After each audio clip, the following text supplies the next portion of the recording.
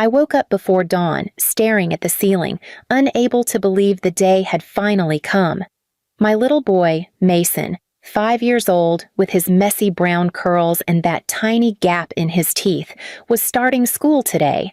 He had been talking about this day for months, counting down sleeps, asking me what kids wear, what they say, whether he should raise his hand before speaking, whether anyone would want to sit next to him. I told him yes every time, even though deep inside a familiar fear sat heavy. What if my parents poisoned this too? They always did. I walked into his room quietly. He was already sitting up with his backpack on, the straps hanging off his little shoulders, his feet swinging. "Mama," he whispered, trying to hold his excitement but shaking with it. "I'm ready. Please subscribe to our channel and tell us in comments from where are you watching this video." "You look perfect," I said, kneeling in front of him. His eyes sparkled. "You really think so?" I nodded, and he smiled so big it almost broke me. We walked outside, hand in hand, and I let him press the button on the crosswalk like he'd been begging to for weeks. The morning breeze was warm. It felt peaceful, dangerously peaceful, the kind that always comes right before my family decides to ruin everything. When we reached the school courtyard, parents were taking pictures of their kids with chalkboard signs and big smiles. I had saved all month to buy Mason a little laminated sign that read, "First day of kindergarten, Mason, age 5. He held it proudly, beaming up at me. "Mom, can you take a picture of me jumping?" he asked. That was his big plan. He had been practicing jumps in the living room so his first day picture would look super cool. I took a deep breath, lifted my phone, and he leapt into the air as high as his tiny legs allowed. That's when I heard the sound. A car door slamming, loud, familiar, followed by laughter, the sharp, mocking kind that has lived in my bones since childhood. I turned. My parents were walking toward the school, my mom wearing her floral dress, my dad holding a giant bouquet of balloons in bright colors, bouncing wildly in the air. They weren't looking at me. They weren't looking at Mason. They were looking at my sister, walking right beside them, holding her daughter, Lily, who was barely 3, not even old enough to attend school. "Are you serious?" I whispered to myself. Mason looked up at me, confused. "Mama, they came?" He thought they came for him. My heart cracked. My mom rushed past us like we were ghosts. "Lily, our princess, our star," she squealed, lifting Lily into her arms. "First day, of course we had to come. Look at you." "But she's not starting school," I said quietly. My mom didn't even look at me. My dad shoved the giant bouquet of balloons toward Lily. "Anything for our real girl," he said. Then he finally glanced at Mason, like someone glances at a stain on the carpet. "Oh, you brought him." Mason's smile dropped a little. He held his little sign closer to his chest. My sister rolled her eyes at me. "Don't act jealous. Kids like mine need memories. It's not like your situation matters as much." Mason looked at me again. "Mama, what does she mean?" Before I could answer, my mom turned toward him sharply, her voice dipped in sugar but lined with knives. "Sweetie, you don't need all this special treatment. You won't accomplish much anyway. Better to save the balloons and excitement for someone who'll make us proud." I felt Mason's hand slip from mine like his heart slipped from his body. He didn't cry. That made it worse. He just looked down at his shoes like he was checking whether they were even allowed to touch the ground. "Mom," I said, my voice shaking with a rage that tasted metallic. "Stop talking to him like that." My mom finally looked at me. "Oh, don't start your dramatics. You made your choices. You had him, not us. We don't have to pretend he's some big deal." "He is a big deal," I snapped. My dad smirked. "To you, not to anyone else." That sentence didn't just hit Mason. It hit me, the child version of me, the little girl they used to say the same things to. My sister clapped her hands loudly.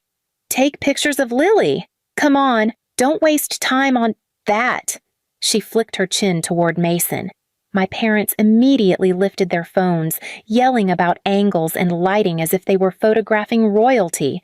Parents nearby watched, Some tilted their heads in pity, others looked away, uncomfortable, but no one said a word. Mason whispered, "Mama, did I do something wrong?" "No," I said instantly, kneeling and pulling his face toward mine. "No, baby, you did everything right." "But Grandma said—" "Grandma's wrong," I said through clenched teeth. "And cruel. And she doesn't get to decide who you are." He nodded a little, but his shoulders still drooped. My dad's voice boomed across the courtyard. "Hey, don't get him too excited, okay? He's not built for big things. Keep his hopes low." I stood up slowly, my vision tunneling, my pulse pounding. This wasn't a moment I could forget. This wasn't the kind of disrespect you just walk away from. Something inside me cracked, the same way it did the day they told me I wasn't worth sending to college while they paid for my sister's private art school. History was repeating, but this time my son was in the crosshairs, and that changed everything. My parents kept laughing, posing, making Lily throw confetti like it was a party for her. Mason watched them silently, holding his little first day sign so tightly the edges curled. I leaned down and whispered in his ear, "Do you trust me?" He nodded fast. "Good," I said, "because after today, nothing will be the same." I straightened up and stared. At my parents across the courtyard, my mother's smug smirk, my father's dismissive eyes, my sister's jealous little triumph. They thought they won. They thought they humiliated us. They thought this was just another day of treating us like trash. They had no idea what was coming. And I walked Mason into the school with a calm so sharp it could cut through bone. The moment Mason disappeared through the classroom door, clutching his little backpack straps like they were lifelines, something in me shifted.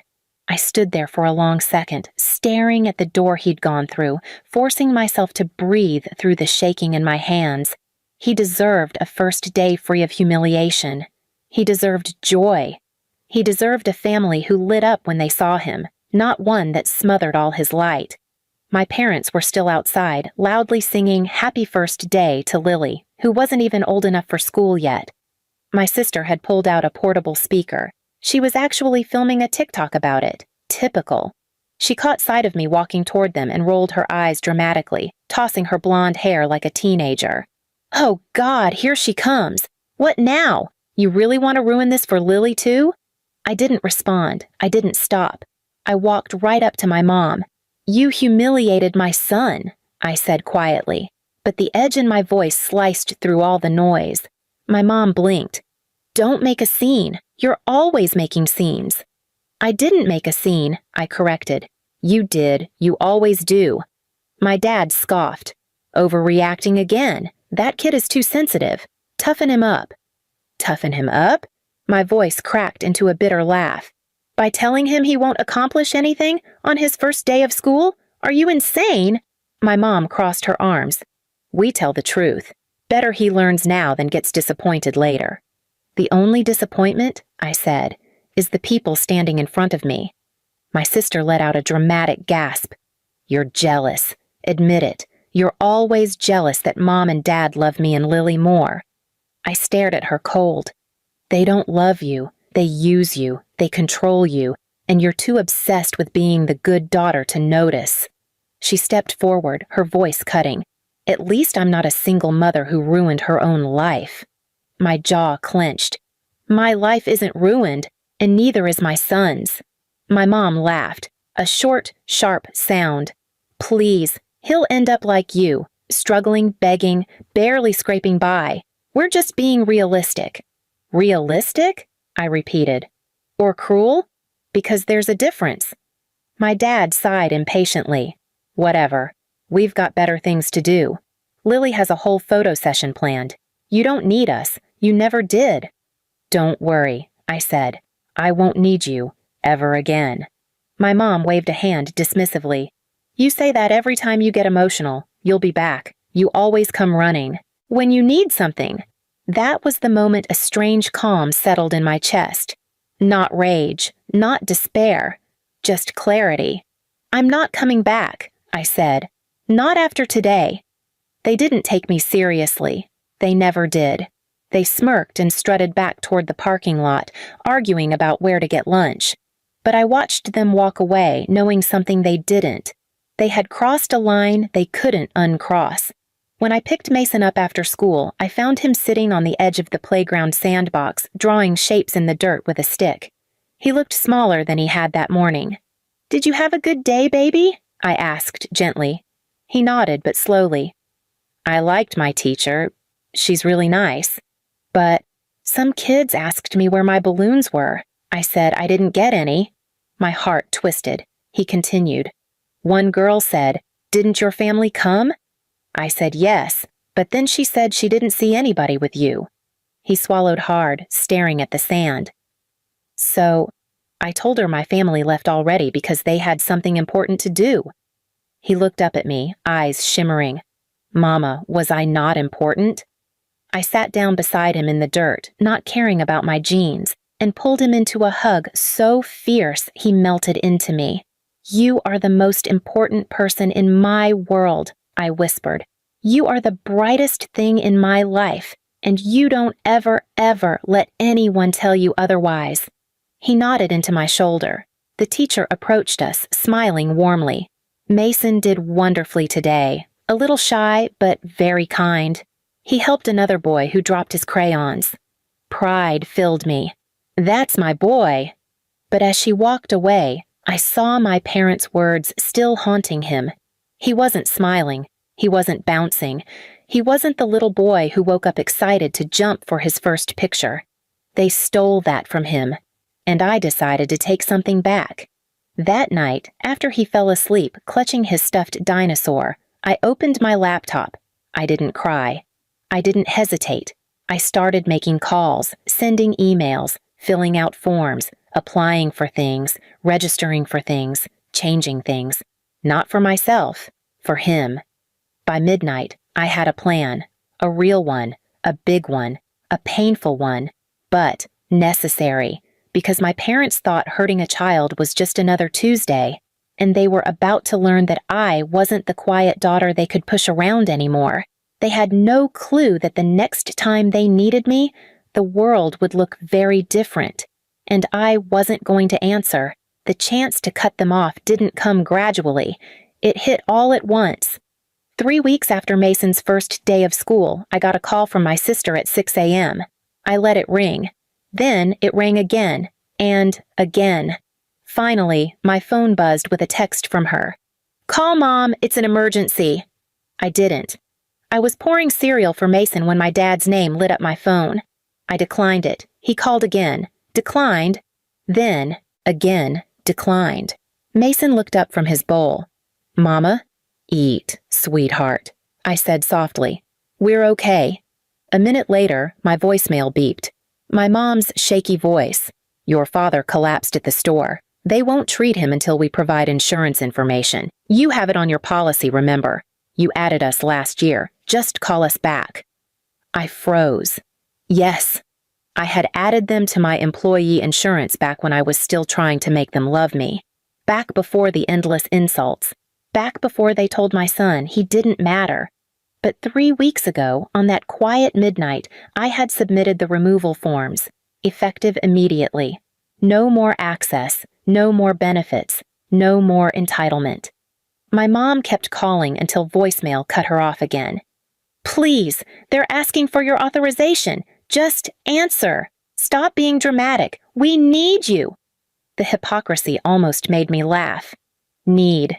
Me. Now. I put my phone face down and finished helping Mason tie his shoes. We took our time leaving the house. I packed his snack. He drew a picture for his teacher. We walked hand in hand to the car. My phone kept vibrating in my pocket. My mom, my dad, my sister, all taking turns. But I didn't answer. Not once. By noon, my sister texted again. "They said you removed them from the policy. Why would you do that?" I replied with a single line. "Because you told my son he wasn't worth anything." Silence. Then my mother called again, voice raw and panicked. "We didn't mean it. We were just upset. Please, just answer. Please help us." I didn't even hesitate. I turned the phone off. That afternoon, while my parents were stuck in financial chaos at the hospital trying to pay upfront costs, I sat on a tiny plastic chair in Mason's classroom watching him proudly show me his drawing of us holding hands. He smiled, really smiled, for the first time since that awful morning. "Do you like it, Mama?" he asked. "I love it," I told him. "And I love you." I pulled him into my arms, breathing in the warmth of his little shoulders, feeling something I hadn't felt in years: peace, not vindictive, not cruel, not dramatic, just free. And while my parents spent the rest of the week scrambling, calling, begging, leaving voicemails full of suddenly sweet words, I never went back. They taught my son he didn't need memories, so now we were making our own. Without them. Please subscribe to our channel and tell us in comments from where are you watching this video.